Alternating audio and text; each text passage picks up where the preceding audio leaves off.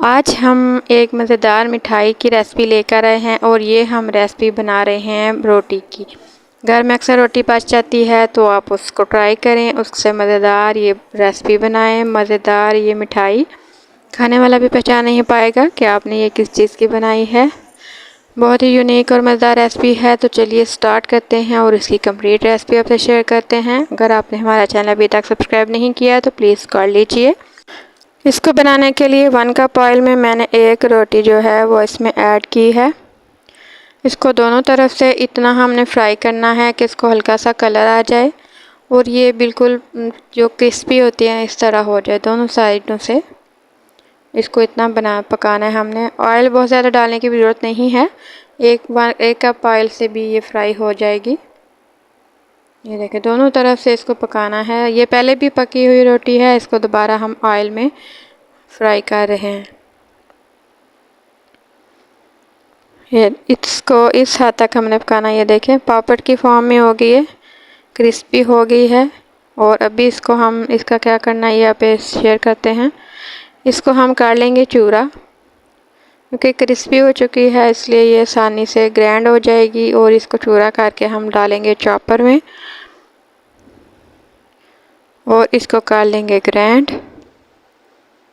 ये देखिए सारी तोड़ के इसमें डाल देंगे चॉपर में और इसको ग्राइंड कर लेने के बाद ये मेरे पास कुछ इस फॉर्म में आई है।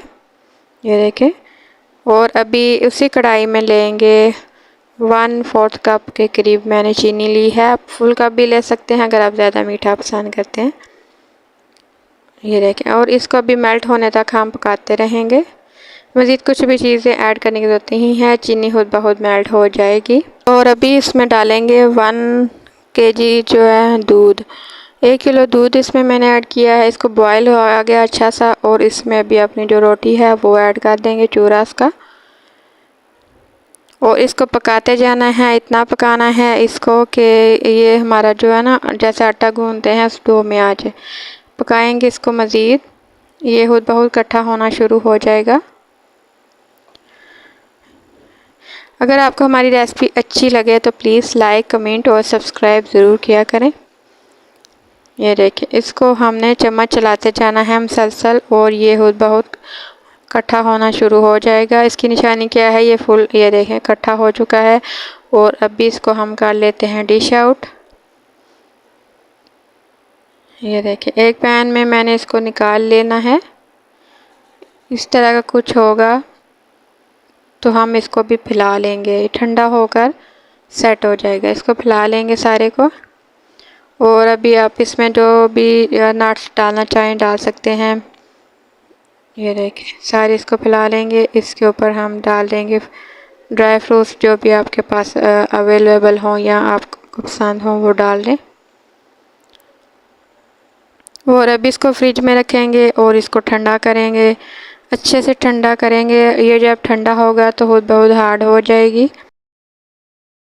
हाँ फ्रिज में रखने के बाद ये देखें मेरे पास बर्फ़ी की शेप में आ चुकी है। और अभी इसके हम काट लेते हैं क्यूब्स। जितने जितने आपको क्यूब्स पसंद हो उस तरह के आप काट लीजिए। और कटिंग करने के बाद ये मेरे पास आ चुकी है। बहुत ही सॉफ्ट बर्फ़ी बनकर रेडी है और बहुत ही मज़ेदार भी, कोई पहचान भी नहीं सकता कि आपने किस चीज़ की बनाई है। ज़रूर ट्राई कीजिएगा। दुआ में याद रखिएगा, अपना बहुत सारा ख्याल रखिएगा। अल्लाह हाफिज़।